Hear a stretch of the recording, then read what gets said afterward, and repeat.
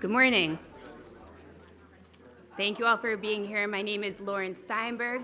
I'm Managing Director for K-12 and Campus Engagement and Strategic Initiatives at the Jewish Federations of North America.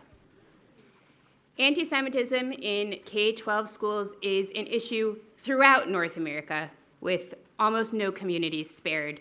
It's particularly pernicious as it targets the youngest of our children when taught and impacts and infiltrates the next generation and their understandings of the Jewish people, of nuanced and accurate conversations, and of how communities can be together.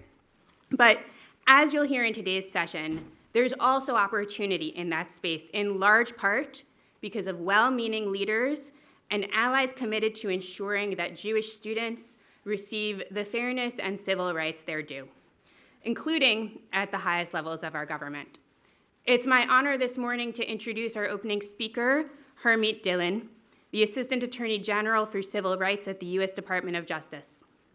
She was nominated by President Donald Trump in December 2024 and was confirmed by the U.S. Senate on April 3rd, 2025.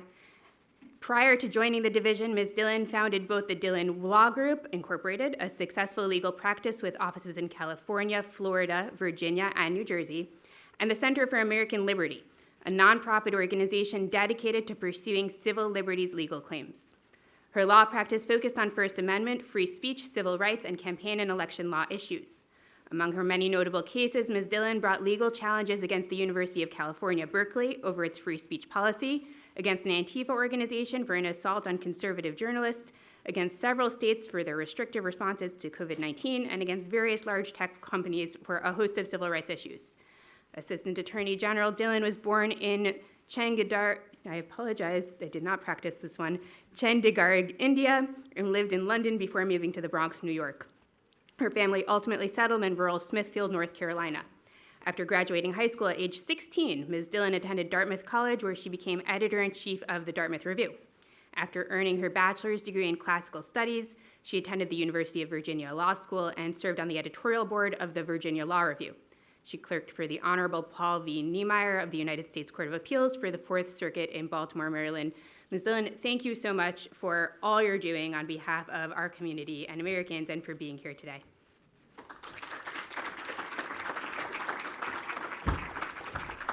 Thank you, Lauren, for that very kind introduction.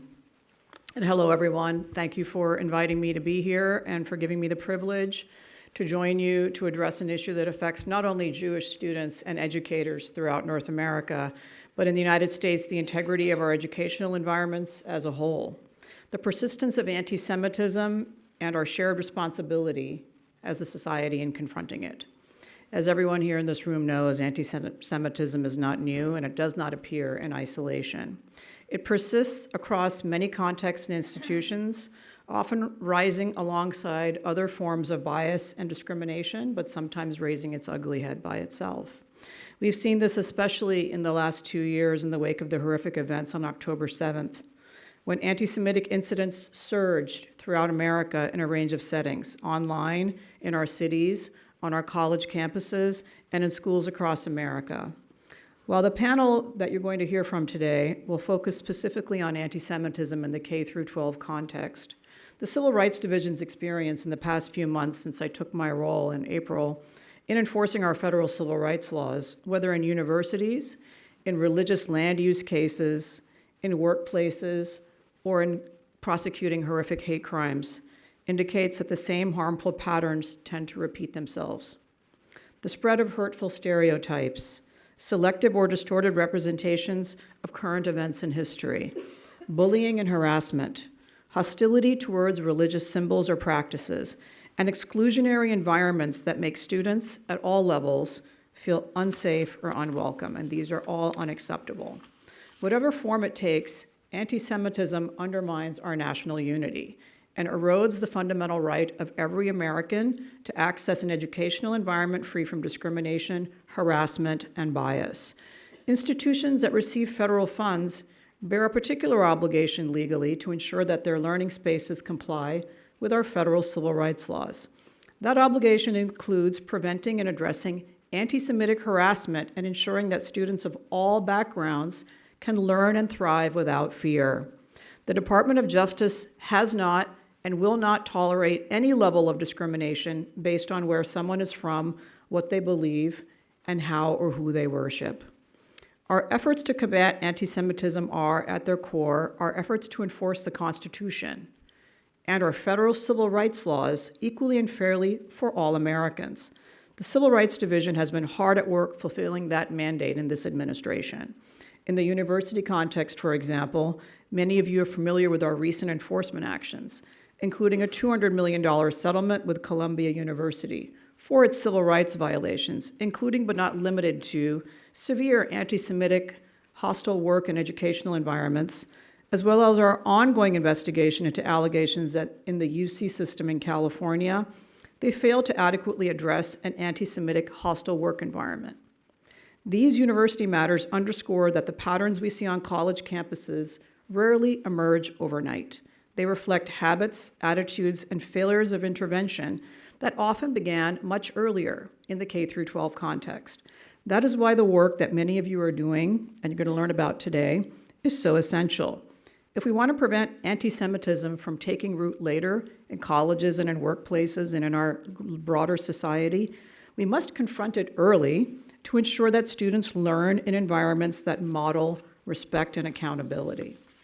Standing against anti-Semitism is one of the top priorities, not only of the Civil Rights Division, but also of this administration. And it starts with the president on down to the Attorney General and everybody I work with in the DOJ.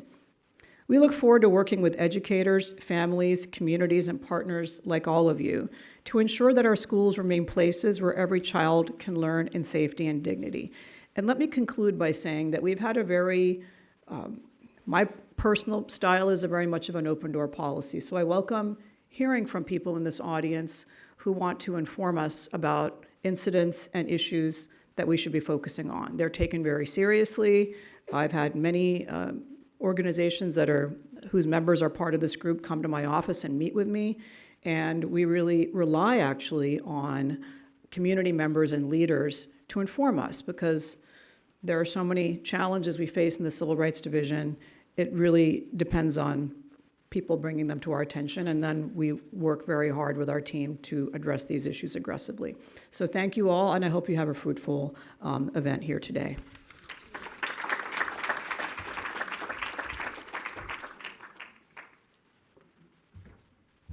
Thank you so much again for all that you do and for being here with us. I'm so glad now to call up our panel, which will be moderated by Noam Weissman. Dr. Noam Weissman is the Executive Vice President at Open Door Media, where he drives the educational vision and strategic growth of Open Door Media across 4 divisions: Unpacked, Unpacked for Educators, Connect Ed, and Amplified. He hosts Unpacking Israeli History, which often trends as the most downloaded Jewish podcast in the U.S., and co-hosts Wondering Jews with Michal and Noam, together with Michal Biton. With Unpacked, they currently reach 4 million unique viewers a month, and Unpacked for Educators, over 13,000 educators using the platform across the globe to teach about Jewish identity, Zionism, and modern Jewish history. Noam is an Aspen Civil Society Fellow and member of the Aspen Global Leadership Network. He holds a doctorate in educational psychology from USC, where his dissertation argued for a new approach to Israel education, where passion for the Jewish state and compassion for the other can go hand in hand. Noam lectures worldwide and was the scholar in residence at Horace Mann in New York City in the 2023-24 school year following October 7th. Prior to his work at Open Door Media, Noam served as the principal of Shalhevet High School. He is married to Razi and has 4 wonderful children. And Noam, I'll turn it to you to introduce our panel and start us off. Thank you so much. Thank you so much. Thanks, Lauren. Thanks, JFNA, for this. Microphone. Okay, how we doing here? Okay. Good to see everyone. Trying to see the back right, back left. Everyone. Good to see my friends here. I'm going to introduce the panel in a minute, but before I do that, I want to say a few words about setting the stage for this conversation. I'm going to say the words "and yet" a lot. Yeah, good idea. Is that working? How's it sound? Still? Not great. Not great. Hello? Maybe just turn it off. Those guys. Hello. How we doing? Pretty good? It's just Any not advice? ideal. Any advice? Should we just take off our mics? We can take off our mics. Let us know. We're good? Okay. Okay. So I'm going to say "and yet" a lot. On the one hand, I resist speaking about the topic of On the one hand, I resist speaking about the topic of anti-Semitism. I much rather teach the joys of Judaism, not the oys. I would rather borrow from Sarah Hurwitz's language and build an arc of Jewish content and education instead of trying to stop the flood. I would rather live with the vulnerability of joy, as Brene Brown describes it, than the misery of oy.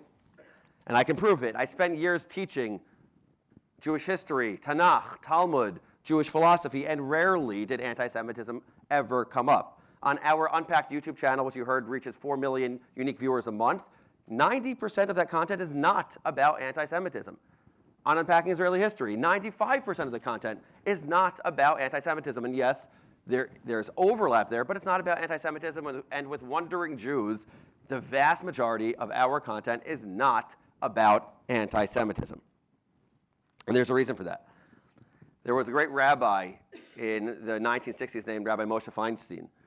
And Rabbi Moshe Feinstein was asked, how do you cultivate Jewish identity? And he said, I'll tell you what you should stop doing. Stop saying schwer zu sein Yid. Stop saying it's hard to be a Jew. And start saying it's good zu sein Yid. It's good to be a Jew. And we should stop with that sort of language. And that was in the 1960s.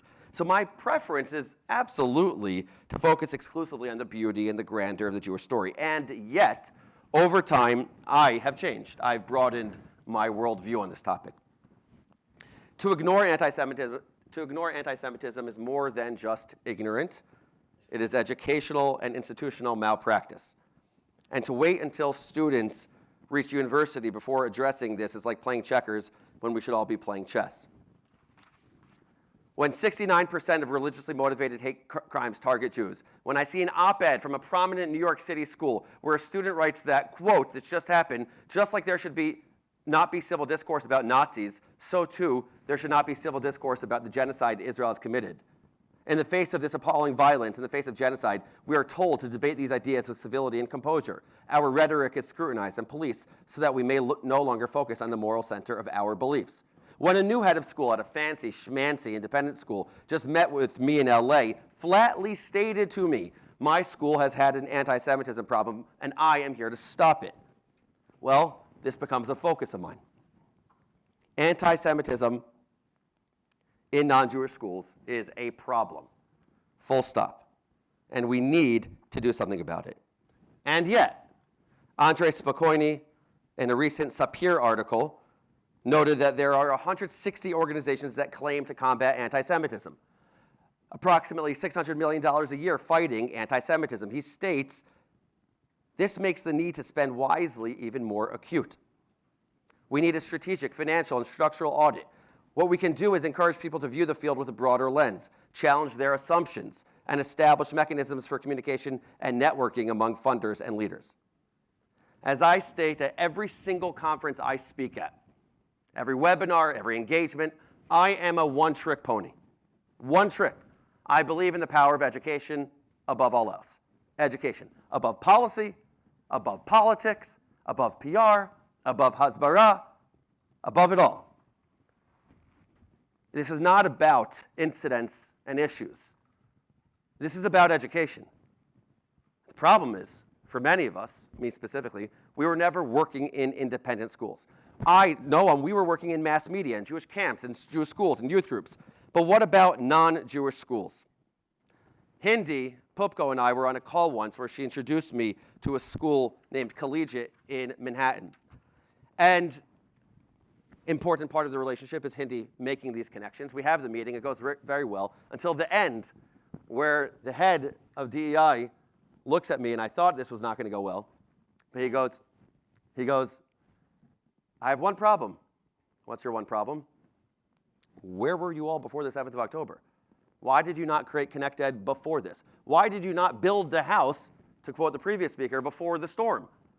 Like, this is crazy. To be sure, there are amazing organizations out there. There's ICS, there's AJC, there's JEP, and we are all in an ecosystem working together. The question that needs to be asked is what can be done, what is being done, and what will be done. To answer those questions, I have my esteemed friends, colleagues, the real mentors. Hindi's funny. She's funny. Okay, so Hindi, I'm going to give brief bios, and I'm going to go directly into it. Hindi is the Senior Vice President for Community Strategy and External Relations at UJ New York. She does a lot of things. Let me just say what she does. She gets stuff done. That's what Hindi gets stuff done. She makes things happen, and that's what you need to know about Hindi Pupko. She got stuff done. Okay, great. Dr. Ben Jacobs directs the graduate programs in Israel Education, the Mayberg Center for Jewish Education and Leadership, both part of the Collaboratory Center for Jewish Education at the George Washington University. I've spent much time learning with and from Dr. Jacobs, and he's a close colleague of my Aunt Jenna. So that's another good stat. Okay, there we go. And Jenna Podash is the Senior Director of Public Outreach at UJ Federation of Greater Toronto. In her role at the Federation, Jenna oversees public outreach and engagement in education into the public sphere, including public schools and libraries, bringing Jewish and Israel education to public schools and non-Jewish audiences.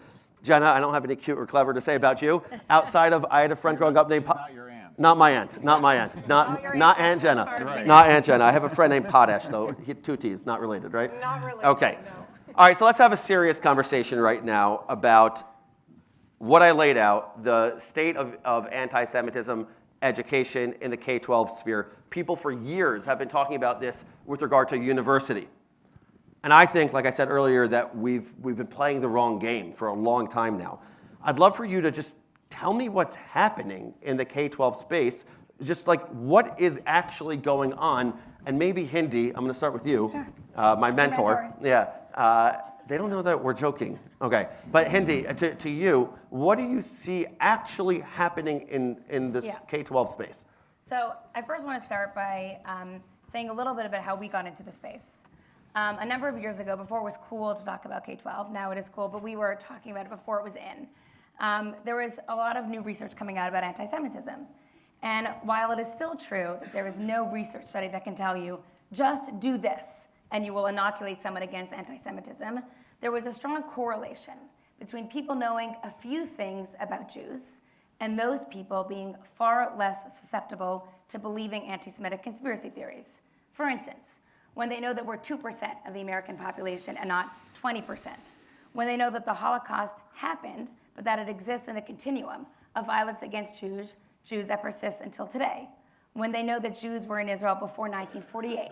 Just knowing those few things, if you're an American, that means you're way less likely to believe in anti-Semitic tropes. So if you're me, and your job is to, quote, solve anti-Semitism for the New York Jewish community, you're gonna look at that research and say, oh my God, how do I get as many New Yorkers as possible to know these things? And as you said, we always come back to education. And that's when we started to take a look at K-12 a number of years ago.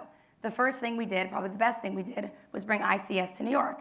And I see their new CEO in the room. That's one of the most important things that we did. ICS has been at this work for decades, but frankly, only people in the know knew about them then. Now we all know about them because we now understand that the work that they have been doing around textbooks and accuracy and representation about Jews in Israel was actually doing for a long time until today. So the first thing we did was, do we have the right tools in the toolbox? We brought ICS to New York, Facing History developed an anti-Semitism curriculum. We said, okay, if we now have the right products, how do we get them in front of as many teachers as possible? And what I want to say about the state of play, and then we'll turn to Jenna, is as follows. I know it's fun and exciting to read reports about Qatari funding into K-12 schools, because it's exciting to believe that if only we get rid of foreign funding, we could solve this problem. I am sorry to say that I wish that was true. It's not true. Most teachers are like regular people.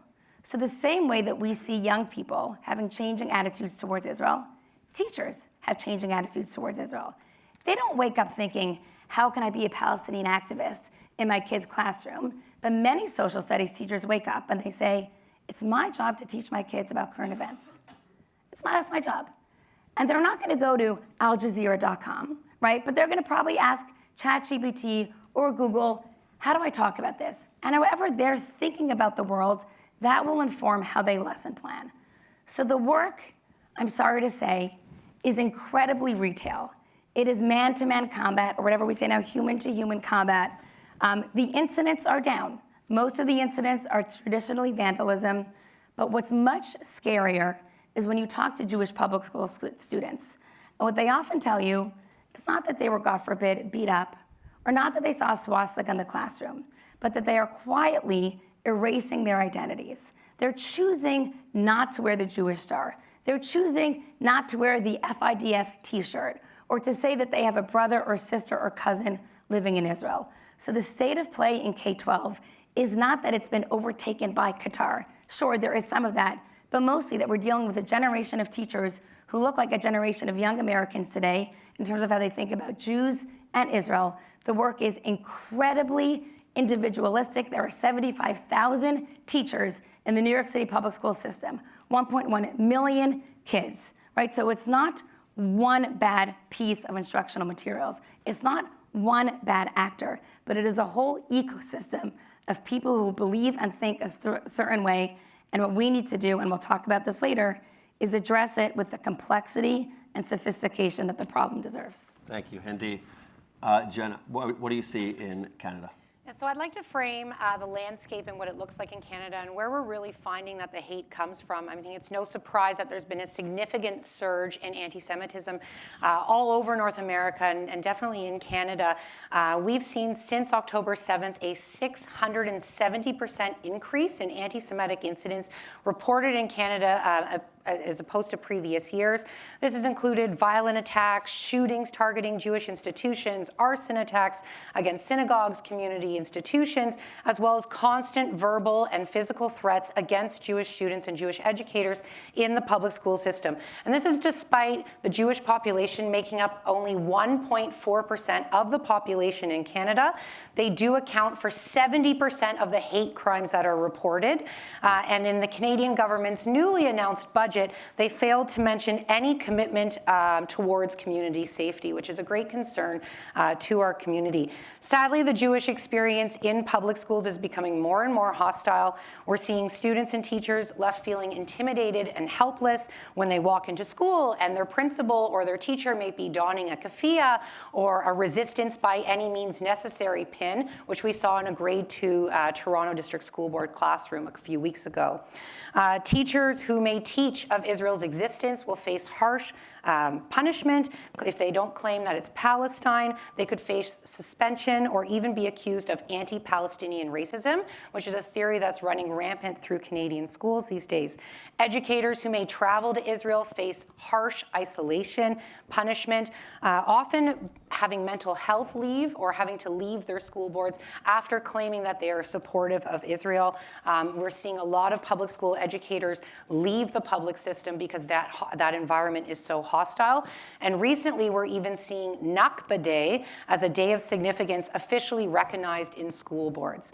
Anti-Semitism and anti-Zionism present themselves in many different ways across educational spaces, from walkouts, which we are seeing in schools in grades as young as the 4th grade, offensive apparel worn by teachers, by students, and as I mentioned, the introduction and investment of anti-Palestinian racism theory, which directly contradicts the IRA definition of anti-Semitism, which has been officially and ironically adopted by the Canadian government. Nearly 1 in 6 anti-Semitic incidents reported in schools were initiated or approved by a teacher or involved a school-sanctioned activity, which often leaves students and teachers in those systems feeling helpless and that they have no safe authority in the school that they can go to. In a nearly 9% of cases, school authorities denied that the incident was even anti-Semitic, often recommending that the student leave the school or continue their education virtually. So where are we learning that the hate comes from? And that's been really interesting as we dive deeper into our work with educational leadership. Over the last 2 years, we've invested a lot of time and effort in forming relationships with educational leadership. And what that's allowed us to do is gain insight into where the hate is coming from. In some school boards, we may see that the hate is largely representative from a community that may be anti-Israel, which often leaves school administration and educational leadership unsure of how to respond or how to tackle that. In other school boards and districts, we may see that the anti-Semitism and the hate is coming directly from the institution. It's rooted in the educational leadership, from superintendents, from principals, from unions. And in that case, you have students or teachers who have nowhere to go when they want to report anti-Semitism. By learning where that hate is rooted, we've been able to form a strategy on how to address that hate in different school districts. For example, if that school district needs professional development towards educators or support for Jewish students and their families. We have two main goals through our work in public education: making public schools safer spaces for Jewish students, families, and staff, and building Jewish identity in safe spaces for public school students. Great, thanks, Jenna. Ben, I want to turn to you for a slightly different question. I want to understand what you see as the greatest opportunity for curricular intervention. I want to understand where there are possibilities to. At the beginning of this, I mentioned that I think that it's about education over incidents and issues. Incidents and issues, like we're hearing, should stop us in our tracks. But the intervention ought to be education and curriculum, and what does it look like in the classroom. So I want to know what you see as a great opportunity for curricular intervention as you've seen it. So, first of all, one of the things I want to say, and it's been said a little bit already, but I want to reiterate this maybe in a little bit of a different way, is that the work that, by the way, I'm at the George Washington University, where I direct two projects related to this space. One of them is a fellowship and summer institute on anti-Semitism and Jewish identity in educational settings. That's for School of Education faculty and administrators. So on university campuses, School of Education faculty and administrators to come to GW, spend a week with us learning about Judaism, Jewish identity, Jewish history, the Holocaust, anti-Semitism, the diversity of the Jewish community, Israel, all of the above. It's an intensive institute for a lot of people who have very little familiarity. They have PhDs, and we've gotten questions like, what's the Hebrew Bible? Okay? Very little familiarity with what Jewish life is on any sort of level. And we engage them in what we think of as a multiplier effect. It's a train the trainers kind of model in which we try to get the School of Education faculty to appreciate that if you can appreciate the fullness of Jewish life, then you might be able to incorporate that in one way or another in the teaching that you're doing of future teachers. So we're going to have our fourth cohort of this program this summer. We've got faculty and administrators that come from universities all over the United States and Canada. And that's been one kind of intervention, which is like start from really the top in some senses. Like let's try and change the way that classrooms approach Jews. We have people that are experts in how to get Jewish children's literature, for example, into ELA classrooms, and how to teach the Holocaust in a variety of ways. So that's one. The other is that we are in the midst of a pilot project of what we're calling the Network for Jewish Identity and History in K-12 Education. And that's a network of, and some of its members are here, that's a network of providers of resources and professional learning for K-12 public and non-Jewish private schools. Along the lines of, what we've been talking about. Hindi mentioned ICS, which is one of our great partners in this venture, the Institute for Curriculum Services. That's what ICS is. Unpacked, among others. It would be too much time to mention all of them, so I don't want to. But you're anyway, good, Ben. Don't worry, you're good. And that is around, issues that are teaching Jewish identity, Jewish history, Holocaust, anti-Semitism, and Israel. Our focus, the point of this is that our focus has always been two-pronged in both of these programs. And they predate, the one for School of Education faculty long predates October 7th, actually. It arose out of other incidents because none of this is new, even if the incidents are in high relief today. The first is countering anti-Semitism, anti-Jewish bias, Jew hatred. There's so many different great terms for this fun stuff. And it shows up in curriculum and teaching and school culture and on playgrounds and more. The second piece of it, and equally as important, is increasing the visibility of Jews, Jewish history, Jewish identity in all facets of school life, including curriculum, teaching and learning, school climate, and policies. Our goal is for educational spaces in particular, and civic space more generally, to be reclaimed as safe spaces for Jews, where Jews feel seen, respected, valued, and accepted. That was what many of us grew up in North America, as I'm looking around the room and seeing a lot of heads nodding, right? Not this kind of, it's not that things didn't exist in different places and different kinds of issues in the news would bring out these kinds of horrible incidents that you're especially describing in Canada, which is, I'm just like still kind of reeling from what you were saying. But it is to say that that we want to get back to a place where it feels like the civic space is a safe place for Jews. And that's going to take a fair amount of work. I mean, I'll hold off on the other interventions for a bit. Okay, so thanks, Ben. So what I want to talk about now is the actual curricular interventions, where there's been traction, where there hasn't been traction. You know, there was a show that my brothers, who are here with me right now, and I used to watch called Animaniacs. It was called Good Idea, Bad Idea. Remember that? Good idea, bad idea? What are the good idea? Do this. Bad idea. Don't do that. So I want to know if we are in this space of K-12 education. And Ben, I'm happy you said this was happening way before the 7th of October, these challenges. And I do want to say that, broadly speaking, I don't think that the Jewish community was there for this. I think that we had not built the house in the way we needed to. We really didn't. And after the 7th of October, we were all running to figure this out. What do we know? What don't we know? I think of Eitan Hirsch's research from 2021 when he talks about that very liberal young people have a 27% differential between how they view Israel versus the older generation, 27 points, and that they view Israel more negatively than Iran, right? This is 2021. This is not a 7th of October issue. That is a red herring calling it a 7th of October issue. It's not. And then he also says, oh, you know what? You want to just like hate on the liberals? Well, guess what? Conservatives, there's a 16% differential from 82 to 66% of young conservatives having a positive association with Israel.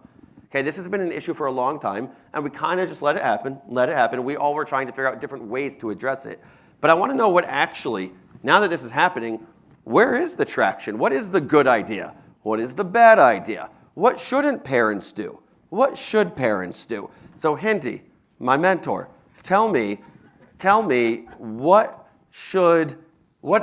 there's traction, what is actually happening and what shouldn't happen? Okay, good idea number one, ask teachers. So the first thing that we did a few years ago is we actually researched teachers. We said, hey, when do you talk about Jews in Israel? Would you be open to talking about us, and in what ways? And our whole strategy, I'm sure yours as well, was informed based on those interviews. And here's a few interesting things that we learned. One, they do like Heritage Months, okay? About over 90% of them said that during Black History Month, social studies teachers dedicate usually one class or two to understanding Black history in February, because that's what you do. Only 40% knew that we had a month. By the way, we do have a month. It's May. We actually share it with the Asian American community, which is lovely to have friends. We have American Jewish Heritage Month. And they said, you know what? Give me something in that month. Don't talk to me in January. Come to me in May. Like, you know what? You got it.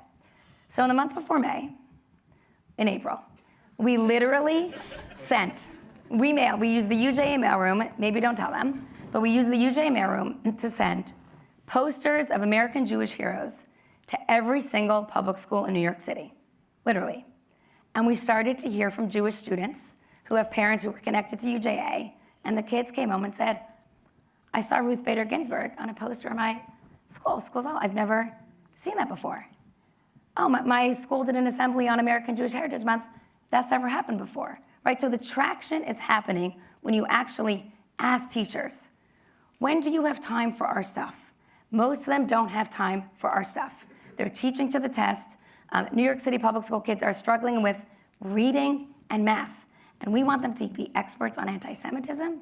Most of us are not experts on anti-Semitism, right? So you need to meet them where we are. It means publishing books about Jews in the early childhood grades and actually bringing the books to the school and saying, hey, can we bring someone to do a read aloud session for you? So it's understanding what teachers are doing in the classroom anyway.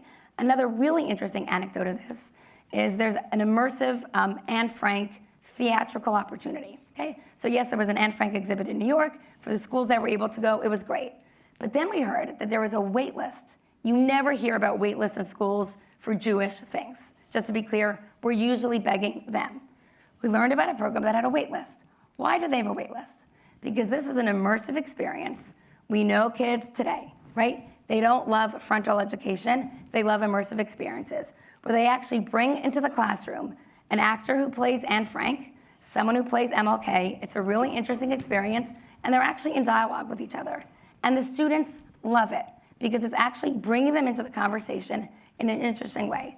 So where we're finding traction, just to be clear, is meeting teachers where they are, using things that they want to bring in the classroom, finding the moments throughout their classwork, curriculum, however they think about it, their cadence, and working within it, not saying to them, please find 17 new hours that don't exist to teach this new thing. Work within their standards, within their time frame, make it free, enjoyable, and easy.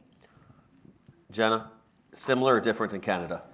Some similar. So definitely, I think we see some similar strategies in what we're doing, and we're also trying to really dig deeper in that. And while I may have painted Canada as a state of peril, we've been doing a lot of work with our educational leadership. So building off what Hindi said, I completely agree. Providing curriculum and educational resources where it can fit naturally into the school system is an area that we've also seen quite a bit of traction.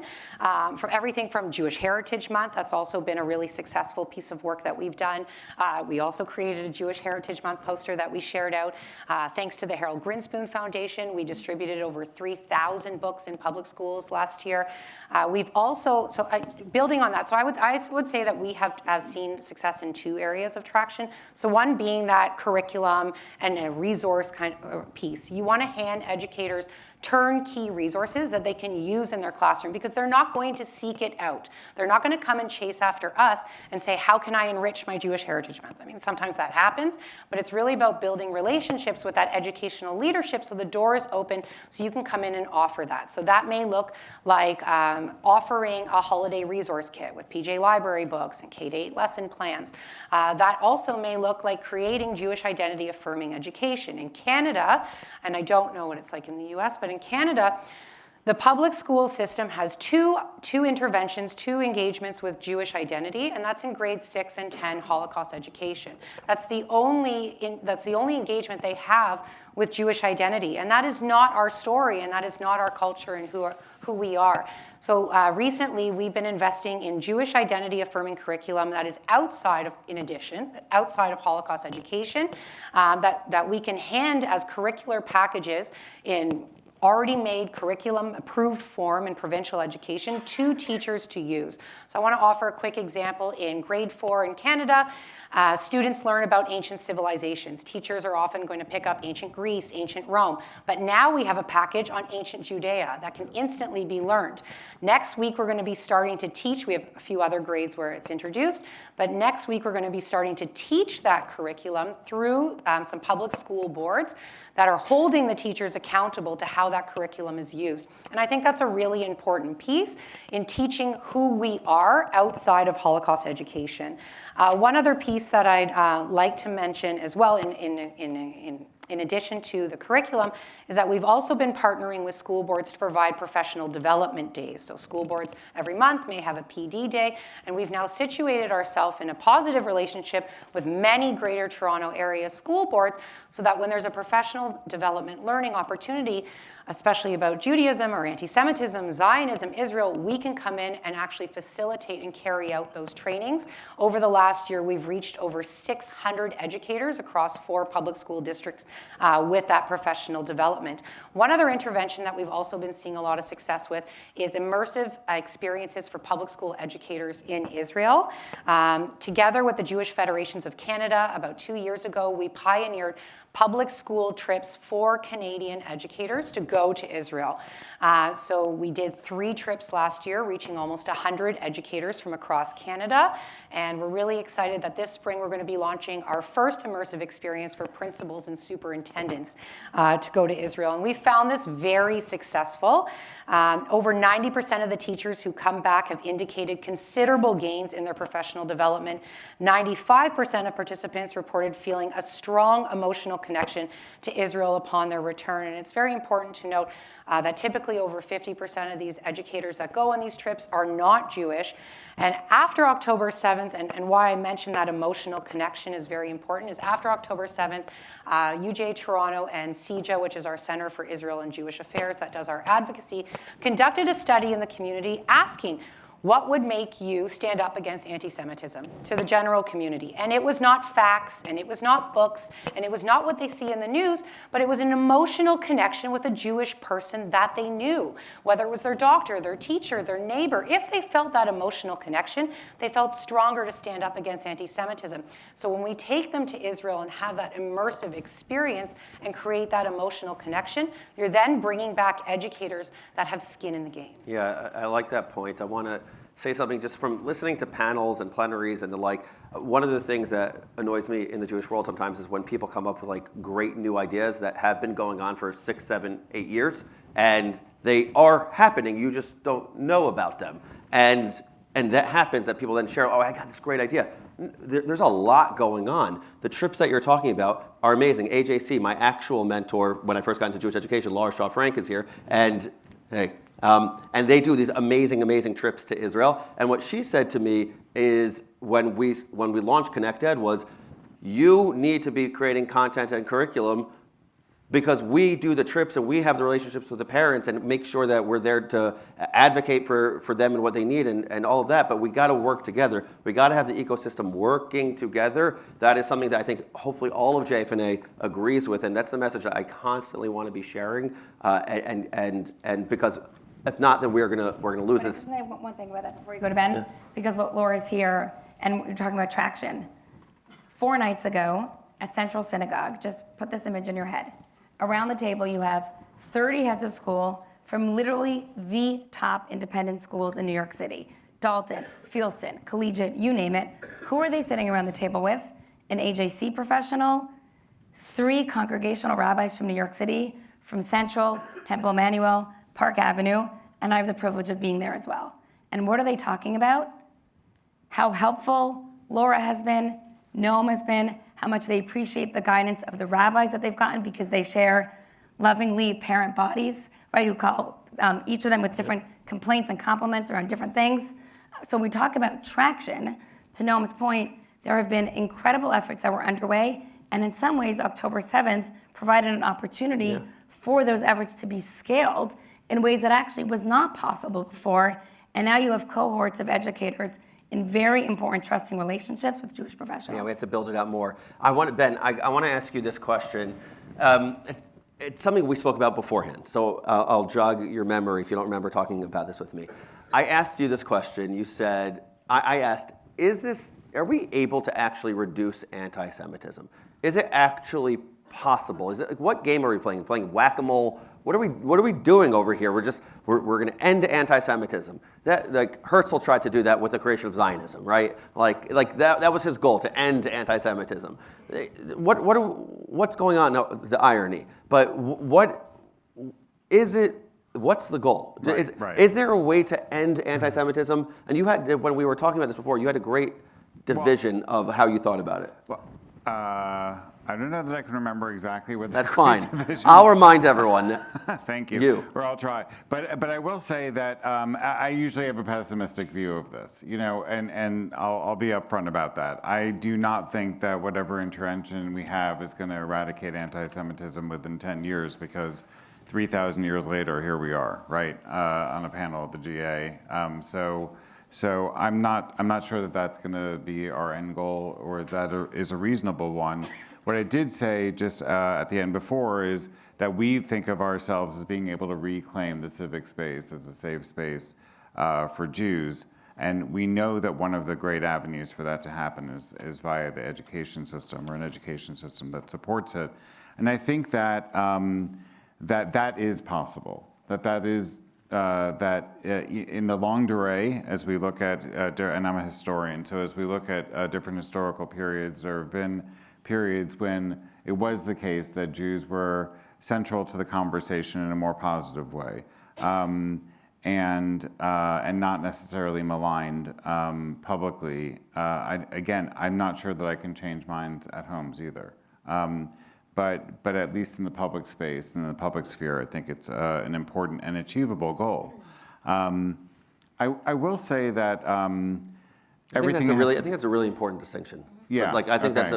I think it's a novel insight, and I don't know if everyone caught it, but I will repeat it again. That you think that that the game of actually eradicating anti-Semitism from the home, that might not be the goal, but eradicating anti-Semitism from the public square, that is something that we can over time chip away at. I believe so, and I think there are lots of different ways to do that, or there are lots of different proofs of that happening over the course of time. We had, for a convening for our network over the summer, we had a speaker on marriage equity, and he said it took, 20, 30 years for gay marriage to be accepted in this country. And that effort worked eventually, so that gay marriage was legalized, right? And then, it's amazing that we had him at this convening in July, and then the Supreme Court took this up again just last week, right? And at the end of the day, so the Supreme Court concurred that that was just going to be an established part of our culture. It takes a long time, it can be incremental, and it didn't eradicate homophobia, but it did, at least enable same-sex marriages in this country. And I think that we have to look at these things in both a broader scheme and also a little bit more narrow scheme. How are those wins in different kinds of contexts going to be recognized? Another thing that I've been saying is also, it would be great if we'd say that, okay, thanks to feminist movements, we've eradicated misogyny, in this country. I don't, there's too many Snickers already in the crowd. And at the same time, these small victories of how many GA panels 20 years ago had women on them, let alone, it's just like, forget the mantle, as we used to call them, or whatever, it's not even, these are incredibly competent peers and professionals who are on the panel who have been in these spaces before, but were not necessarily elevated to a place of having a voice. And part of what we're trying to talk about is, how does it become regular that a schoolroom, for example, has Jewish children's literature represented on its shelves, or a poster. By the way, you're shilling for the swag bag here, But here's what I'm going to recommend. I'm going to recommend, and Greenspoon, who thankfully provided these materials in the bag. I'm going to recommend that you go into that bag and you get that poster of Ruth Bader Ginsburg, which is in the poster board there, and you take that book and you take it to your elementary school. And you say, here's a poster for your classroom, here's a book for your classroom. This is not all going to be done by the federations, JCRCs, and the provider networks and our provider organizations in our network. It has to be done on the ground by the stakeholders in the schools, and that's us. Let's not forget that the overwhelming majority of Jewish children are educated in public and non-Jewish private schools. Here's my last question to the three of you before we go to Q&A, then closing statements, and then I'm going to have a concluding thought. What do you see as the biggest impact intervention you've done or you've helped scale out, and how can we scale these things out? So I'm going to snake around. I'm going to stick with you, Ben. I'm going to end with you, Hindi. what do you see as the biggest impact intervention that either you've done or that you've seen, and how can we scale it to hundreds, to thousands, to whatever the number is? So I want to start with this network that's only in a pilot phase and say that it's very exciting and we have a lot of promise ahead of us, but that still has yet to be seen. Right. But I do want to give full props to our sponsors, and there are many of them. Our lead sponsor is the 1-8 Foundation, but there are actually a dozen sponsors, philanthropic sponsors, as part of this network. And, sorry? UJ is definitely one of them. I don't want to list them all. Sorry, I don't want to list all the sponsors and the participants, but UJ is definitely one of them. There are others in this room, so thank you very much. But I think that kind of scale, can always grow, right, in one way or another, because then you can, have further ripple effect, if you will. The other program that I mentioned, I think, has had the most demonstrable results thus far, because we have incredible allyship from these School of Education faculty members that came completely on their own volition to say, I want to be a part of this solution, rather than identifying Jews as a part of the problem. They are people, they're not Jews for the most part. They're a lot of people of color who have felt the sense of marginalization themselves, and who are open to the fact that, other groups are marginalized just like they have been. And, Jews are not all white privileged people, but rather they're minoritized and marginalized in this society. And I wanted to see what I can do to change that. And I think that we have seen incredible results of the work that what we do is we bring them, like I said, to campus for a week, but then we have them in this fellowship for 6 months afterward, where they have to have a demonstrable deliverable in the work that they're doing. And we ask them to do one thing. Please add a few, we kind of make the bar a little low because we want them to come, so please make a change in your syllabus that, does a session on Jewish life or something of that nature, or the Holocaust, whatever it might be. And they come back with a dozen things that they're doing, and they're doing more. You know what I mean? And that has been incredibly gratifying. And I think scaling that up in a variety of ways has a lot of potential. We have so many allies in this space. We hear so much about the problematics, but there are so many allies in this space that just need to be activated. It's expensive, because we also provide them a full week of, time in Washington, D.C. We provide them an honorarium for their work at the end of the program once they give us their deliverable. Right. But there's potential. Okay, Jenna. My answer is also expensive. So I think the biggest impact and interventions that we've done is definitely our educators' trips to Israel. Once, as I said before, once you've taken them on that immersive experience, it completely changes who they are. And you're not going to change their mind by giving them, a Noah Tishby book or giving them facts, right? That's not what's going to change their mind. Actually seeing and being there and experiencing themselves, it's what's going to change them innately inside. And not only are they going to become strong allies of the Jewish community, they're going to become loyal to their local federation and their Jewish and their general Jewish community, not only in their schools, but in the general Jewish community. We find when they come back, they're volunteering for their federations, they're donating for their federations, they're there to be there for that federation, and I think that's something that's very critical. After our trips, we also integrate a robust post-engagement strategy with our educators. So it's not just a trip they go on, they come back to a strategy, to a plan, to post-engagement education that we do with them, funding and grants that they can take to do Jewish learning in their schools. And not only that, is that when you have a non-Jewish educator who goes to Israel, right, that's a big thing. There's a lot of social isolation and punishment that comes with that. But now they have a peer network of supportive allies and teachers that they can work with and build that on. As I mentioned, we're really excited this March to be doing our first program with superintendents and principals. and we really do expect that there's a lot of impact and change that's going to come with that. I do think that it's an opportunity that we can scale out. As I mentioned, it can be expensive, but I see that I can see some federations already. I heard that New Jersey is going to be running a public school admin trip. I see some federations across the US. And imagine that if every federation across North America took 100 public school educators and admin to Israel every year. How, after 5 years, would that impact our cities? And I think that's really something that we should focus on.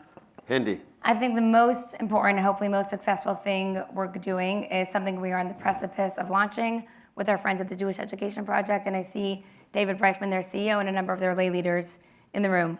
So I'll tell you a little bit about it. I mentioned earlier that we ask teachers what they do, what they look for, how they decide to teach, what it is that they teach. And many of them said, like it or not, that when they're looking for content about Jews or Israel, they Google. It's okay, no shame in Googling.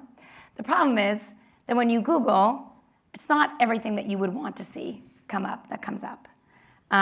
JEP is currently launching the first ever comprehensive digital database platform, whatever word you want to use, of all vetted content in our ecosystem about Jews, Judaism, and Israel.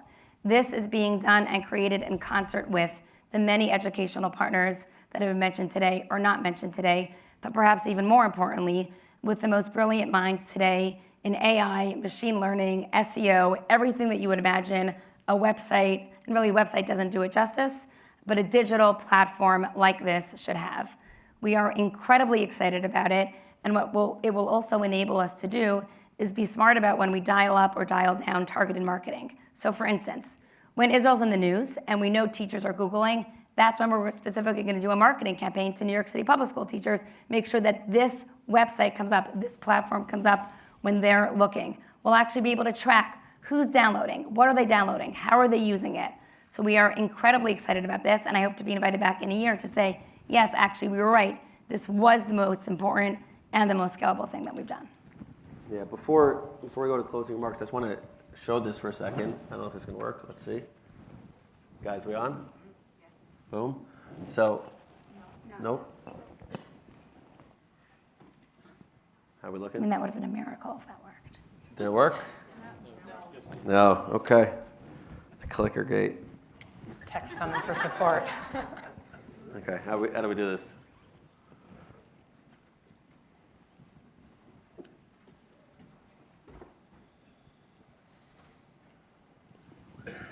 Now let's try this.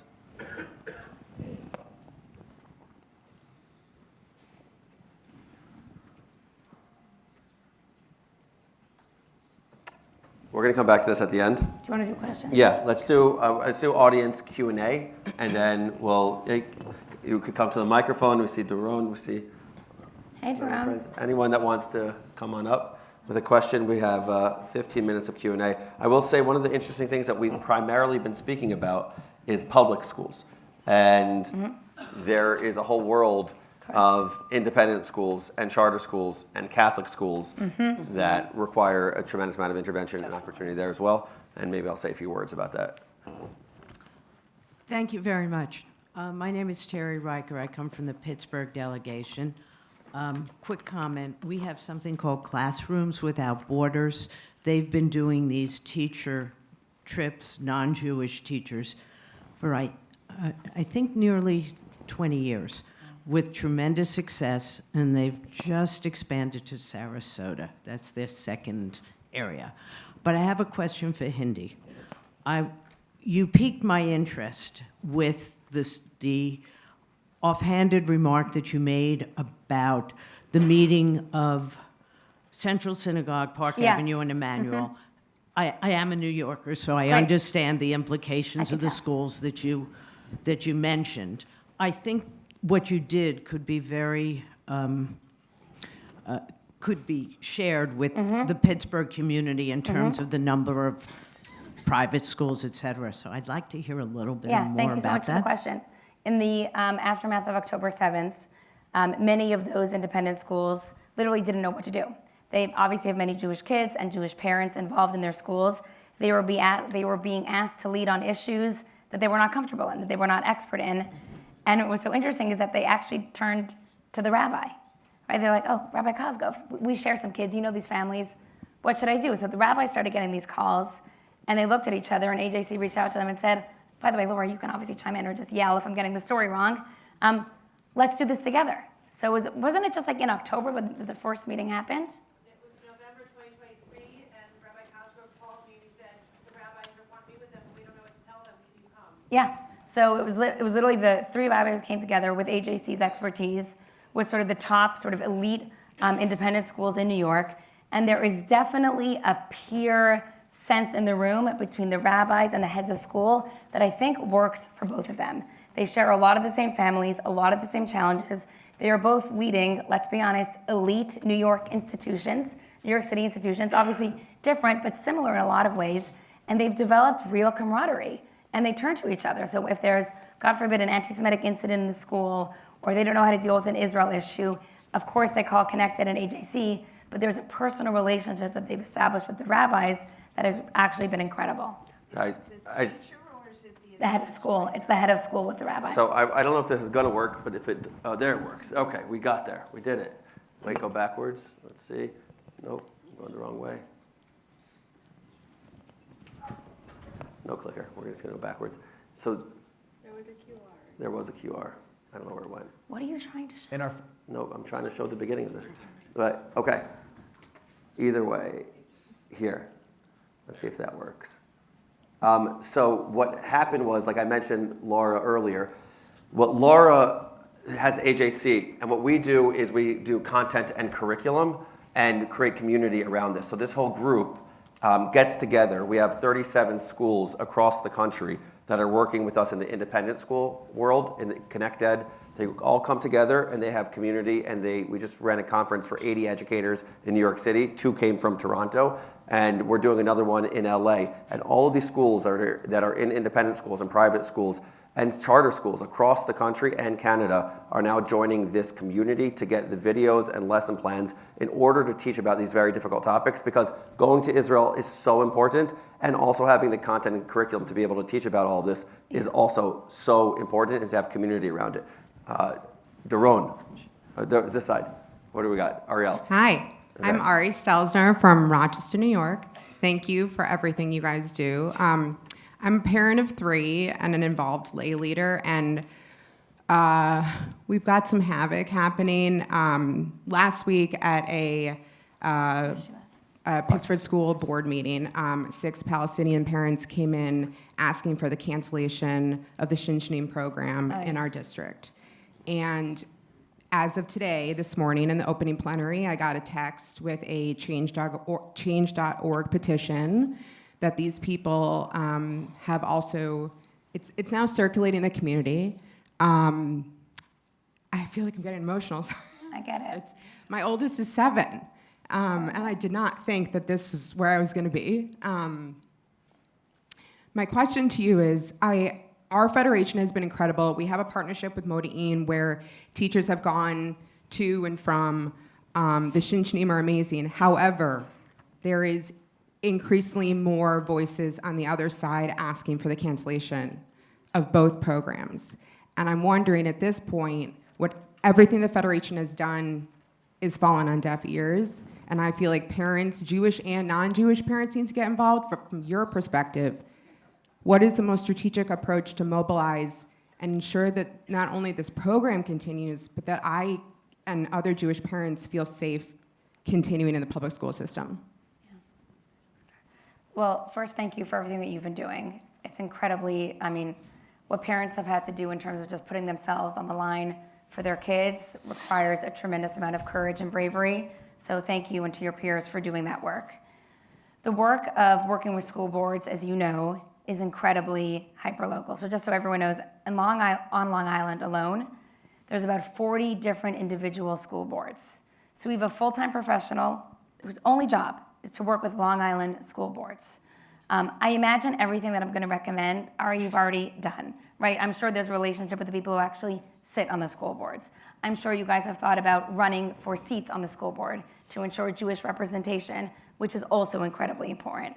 Beyond that, I'm happy to sort of talk after class and go deeper, but I'm saying for the benefit of everyone here, those are the kind of things that all communities need to be doing.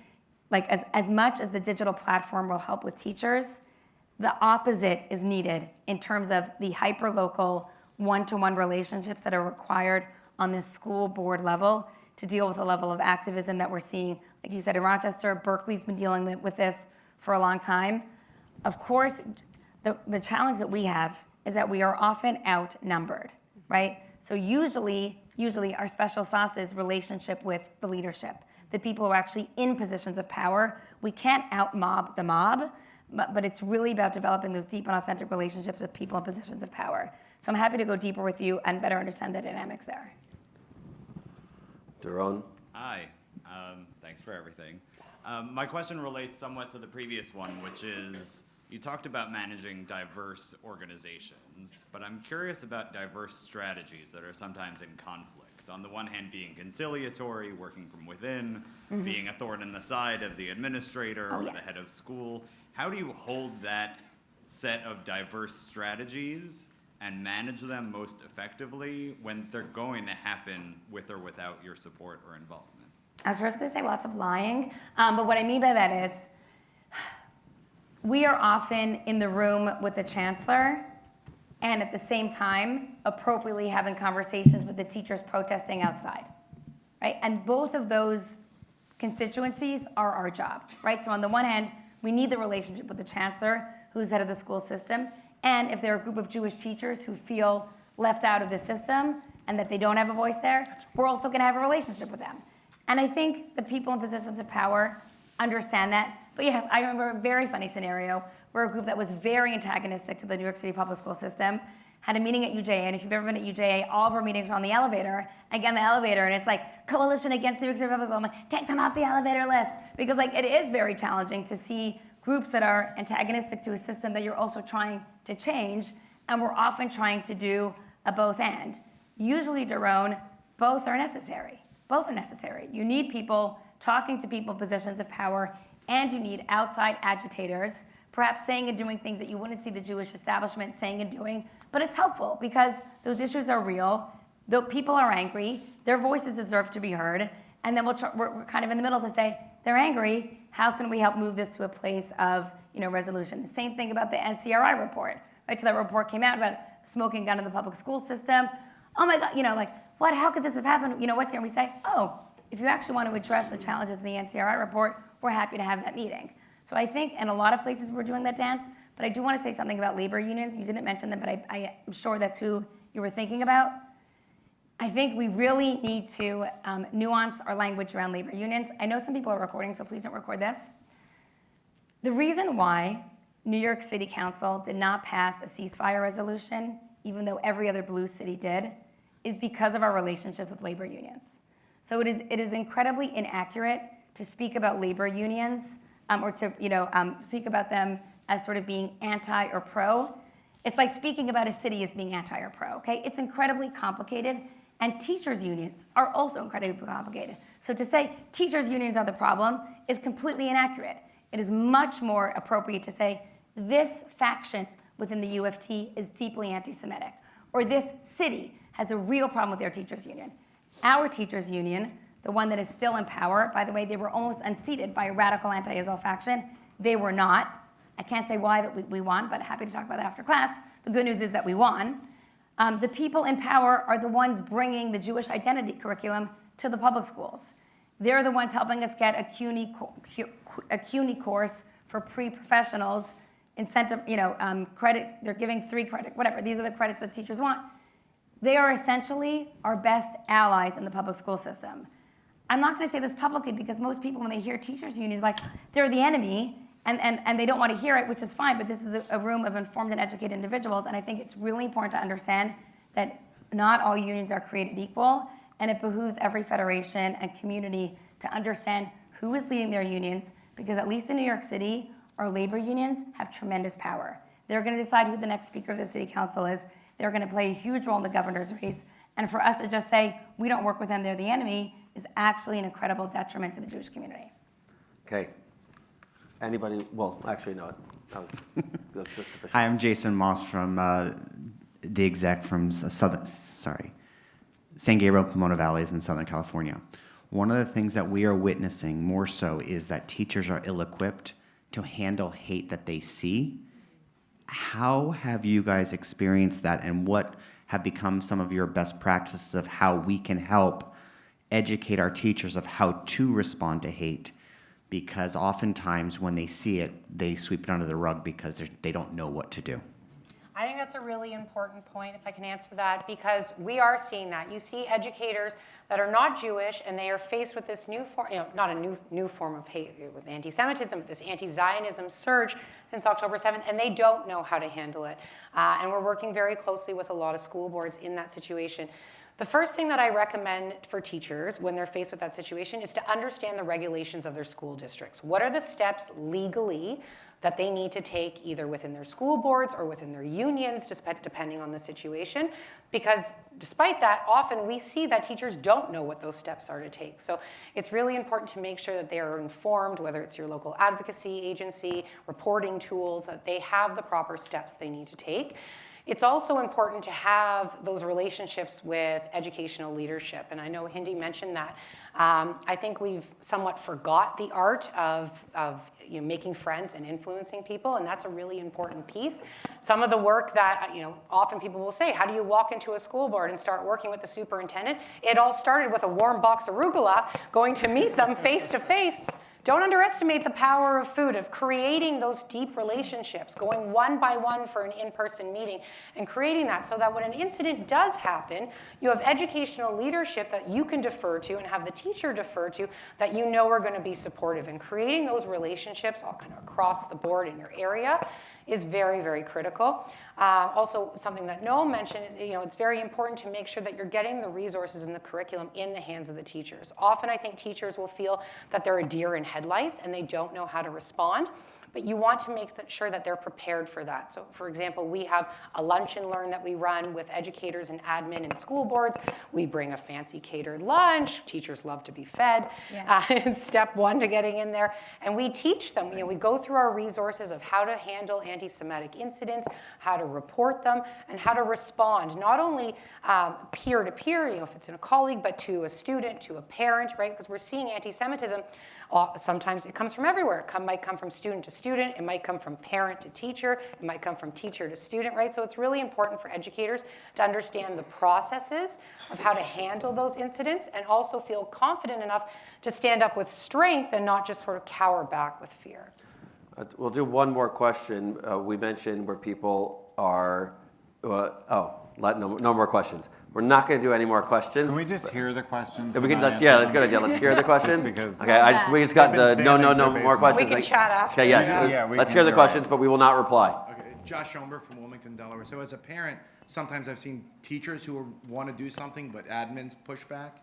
And of times when admins want to do something and the teachers push back, is it working with everybody, as you said, in New York in particular, with teachers unions or with admins that are a little bit more responsive? Great, thank you.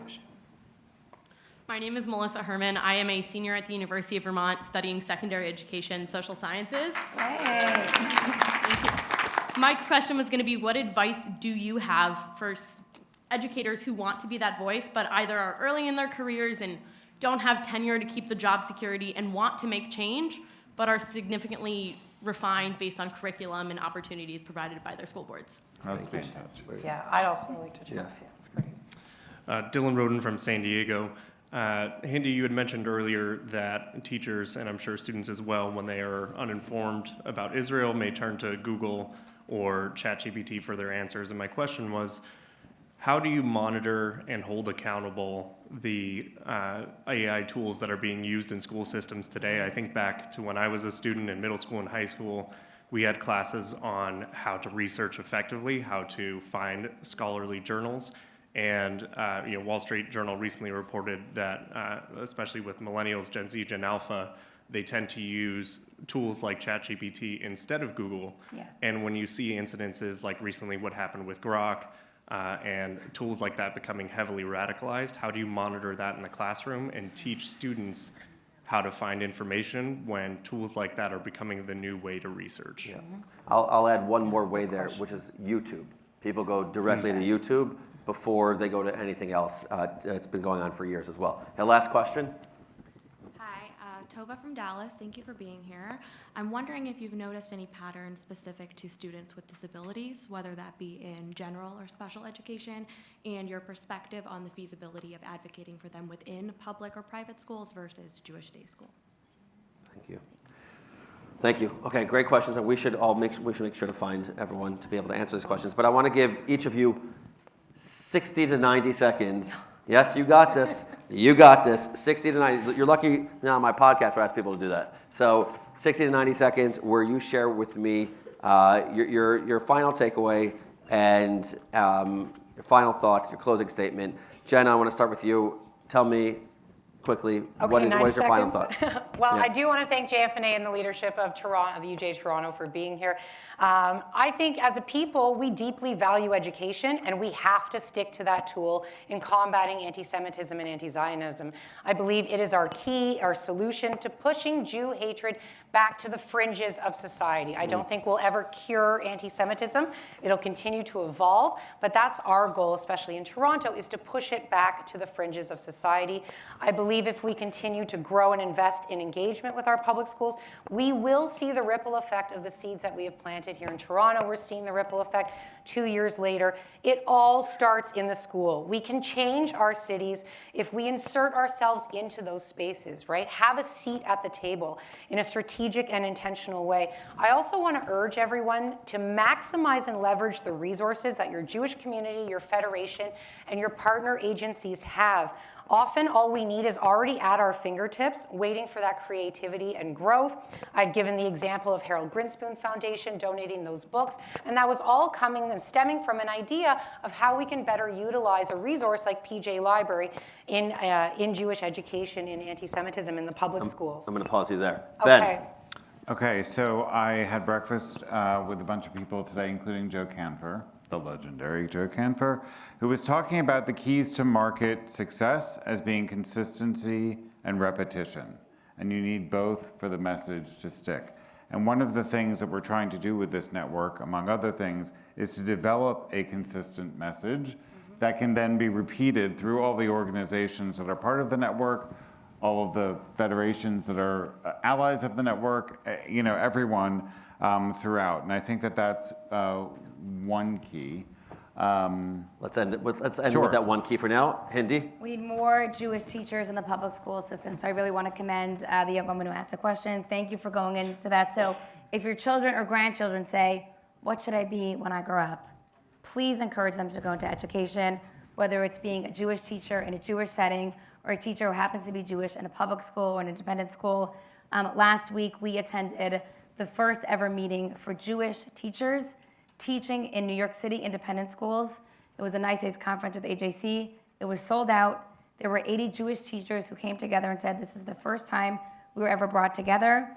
We have Jewish students in these industries and in this sector, Jewish teachers. They want to be brought together. They are being empowered, but we need more. So if you have young people in your world, please tell them to become teachers. And as the moderator, I get to have the last word. The last word I want to share is this. The last word I want to share is this. Our goal is to make sure that every single educator has content, curiosity, and courage. What so many young students don't have, they're graduating high school without the ability to know anything about the history of the Israeli-Palestinian conflict. We asked all of these students, how many of you are passionate about the Israeli-Palestinian conflict? 90 to 95% of them raised their hand. We then asked them, what is written in Israel's Declaration of Independence? They know nothing. What is in Hamas's charter? They know nothing. When was the PLO formed? Nothing. The difference between the Six-Day War and the Yom Kippur War? Nothing. You never told me. That tagline cuts both ways. We need to make sure that these non-Jewish schools are graduating students who are going to elite universities, and they simply do not know anything. They are brilliant kids who are she'eno yodei lishols. They are the Toms. They are sitting at the Passover Seder, brilliant people who just don't know a lot of things. They need content. They need that history. They need that in their schools, and we need to scale this. When people ask me what scale looks like for me, we are working with X number of schools right now. We want to work with 1,400 independent schools in the next 3 years. Pittsburgh, we see you. Chicago, we see you. Every single city should be there. We also need curiosity. We need to, as my friend Zohar Raviv likes to say, we need to help people end more sentences with question marks than exclamation points. And it's so often the case that these students are ending their sentences with exclamation points without knowing what they're even talking about. We have to stem that. We have to make sure that there's actual education taking place with curiosity. And we are not going to fight indoctrination with indoctrination. That's when parents ask us to do that and to say, here's one way to view something. You heard something negative happen in the school. We'll show them just there's actually one truth. And the one truth is Israel's right about every single thing. No, no, no. We're not going to fight indoctrination with indoctrination. We have to fight indoctrination with education. That's what has to happen. That is curiosity. And finally, we need courage. What does courage look like? It takes courage for a Muslim student to learn more about Judaism and vice versa. It takes courage to hear narratives that conflict with your own. And it takes courage in these non-Jewish spaces to learn all of this in a Zionist context, one in which the Overton window does not include questioning whether or not Israel has the right to be a Jewish state. And we have to remember ultimately that exhausting someone in an argument is not the same thing as convincing them. We spend too much time thinking that that is the right way to go about things. We have to do a much better job listening and ultimately persuading. And while ultimately it is the non-Jewish world who has the responsibility to solve the anti-Semitism problem, it's the Jewish people who can put our heads and hearts and pocketbooks together to improve the education system.